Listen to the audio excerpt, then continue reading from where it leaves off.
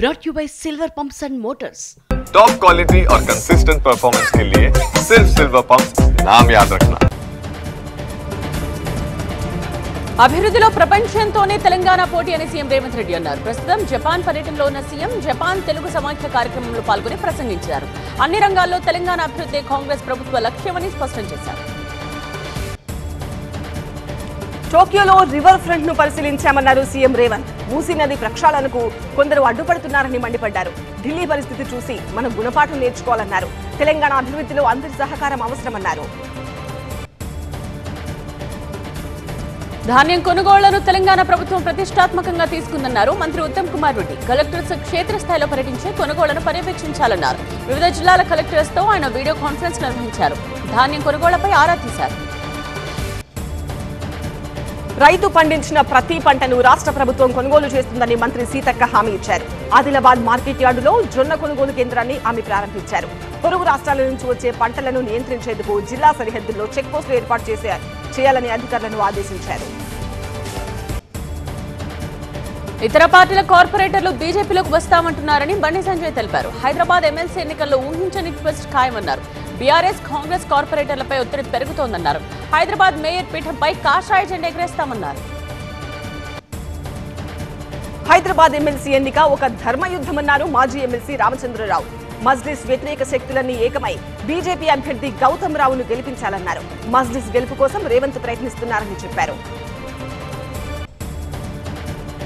ప్రమాదకారిగా మారుతున్న oral cancer పై అవగాహన కోసం హైదరాబాద్ లో మారథాన్ నిర్వహిస్తోంది global oral cancer trust. T works నుండి మై హోమ్ భుజా మీదుగా ఐటీసీ వరకు 5K, 10K, 2.5K రన్స్ మొదలయ్యాయి. కాసేపట్లోనే ఈ ఈవెంట్ లో మెగాస్టార్ చిరంజీవి పాల్గొంటారు. ప్రముఖ వైద్యులతో పాటు జనం కూడా పెద్ద సంఖ్యలో ఈ కార్యక్రమానికి తరలివచ్చారు.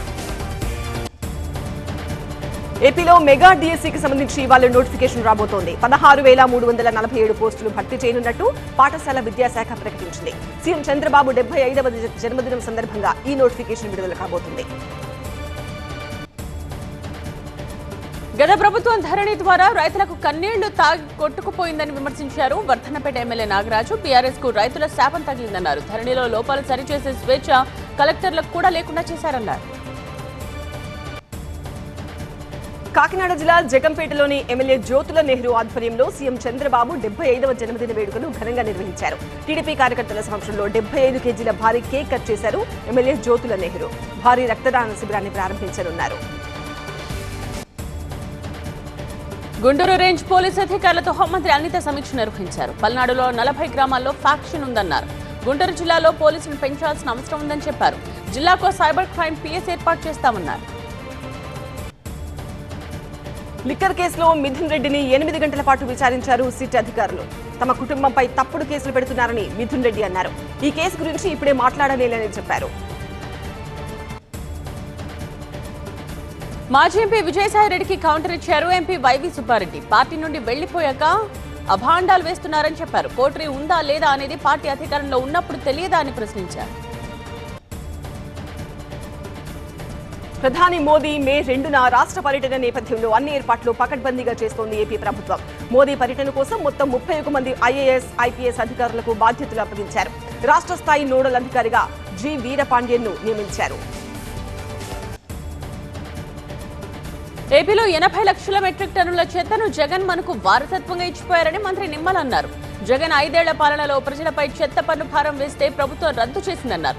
పాలకులలో స్వర్ణాంధ్ర స్వచ్ఛాంధ్ర పారిశుద్ధ్య పనిలో పాల్గొన్నారాయన.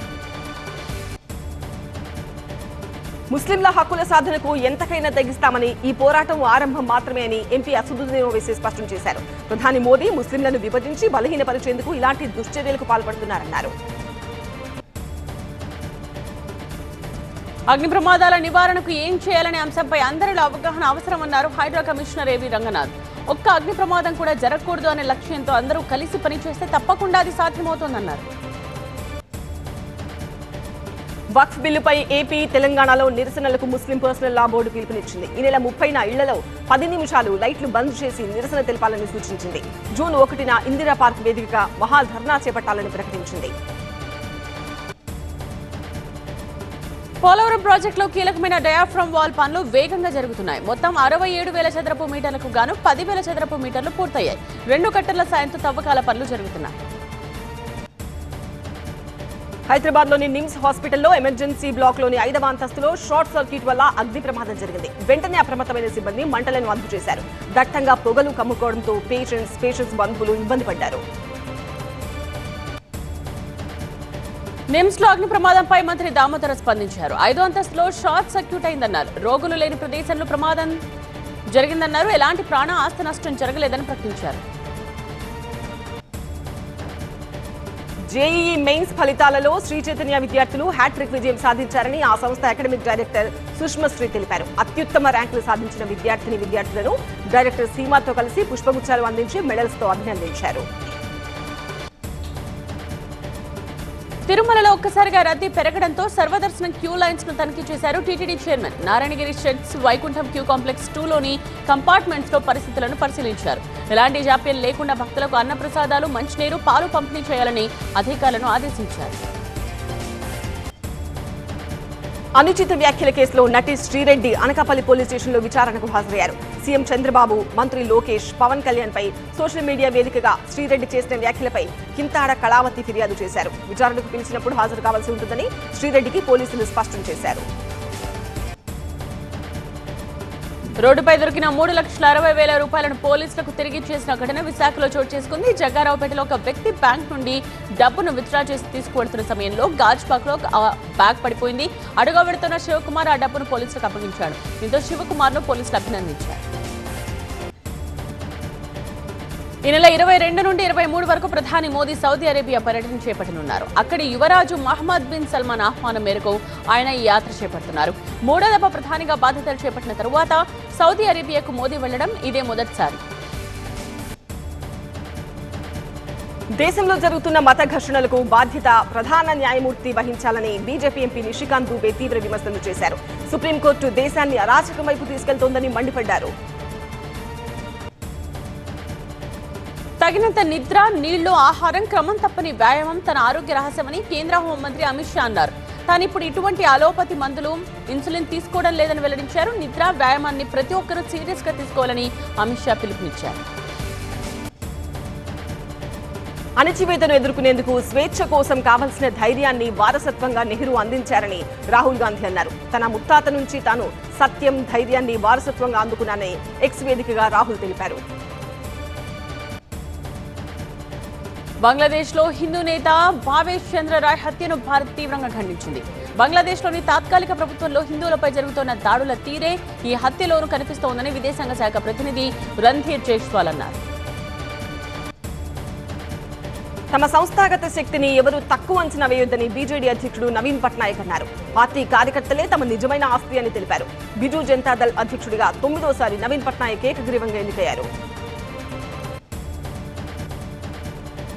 కాశ్మీర్లో కురుస్తున్న వడగళ్లకు యాపిల్ రైతులకు తీవ్ర నష్టం కలిగింది. శుక్రవారం సాయంత్రం నుంచి కాశ్మీర్లో వడగళ్లు కురుస్తున్నాయి. షోపియాన్ యాపిల్ తోటల్లో యాపిల్ పూత మొత్తం ధ్వంసమైంది. ఇండియన్ ఎయిర్ ఫోర్స్ కు చెందిన ప్రతిష్టాత్మక సూర్యకిరణ్ ఏరోబాటిక్ టీం జార్ఖండ్ రాజధాని రాంచీలో అద్భుతమైన ఎయిర్ షో నిర్వహించింది. భూమికి కేవలం 100 అడుగుల ఎత్తులో ఇవి చేసిన విన్యాసాలు అబ్బురపరిచారు. కాశ్మీర్లోని కాట్రాలో భారీ వర్షం కురిసింది. వైష్ణోదేవి దర్శనం కోసం వచ్చిన భక్తులు తీవ్ర ఇబ్బందులు పడ్డారు. ఎక్కడి వారు అక్కడే నిలిచిపోయారు. కొద్ది రోజులుగా త్రిష పెళ్లికి సంబంధించిన వార్తలు వైరల్ అవుతుండడంతో ఆమె క్లారిటీ ఇచ్చారు. పెళ్లి మీద నమ్మకం లేదంటూ షాకింగ్ స్టేట్మెంట్ ఇచ్చారు ఈ సీనియర్ బ్యూటీ. అయితే మనసుకు నచ్చిన వాడు దొరికితే అప్పుడు ఆలోచిస్తానంటూ ఫ్యాన్స్ ను డైలమాలో పెట్టారు ఈ బ్యూటీ. బాలీవుడ్ రామాయణ్ పనులు శరవేగంగా జరుగుతున్నాయి. ఇప్పటికే పార్ట్ 1 షూటింగ్ పూర్తయింది. మే నెలాఖరు నుంచి పార్ట్ 2 చిత్రీకరణ ప్రారంభించబోతున్నారు. జూన్ నుంచి రణబీర్ కపూర్ కూడా షూటింగ్ లో జాయిన్ అవుతారు. వరుస సినిమాలతో బిజీగా ఉన్న కార్తీ మరో మూవీ లైన్ లో పెట్టారు. ప్రస్తుతం సర్దార్ 2 వర్క్ లో బిజీగా ఉన్న తమిళ హీరో నెక్స్ట్ ఖైదీ 2 సినిమాలో నటించేందుకు ఓకే చెప్పారు. ఐపీఎల్ సీజన్ 18లో రాజస్థాన్ రాయల్స్ పై లక్నో సూపర్ జైంట్స్ విజయం సాధించింది.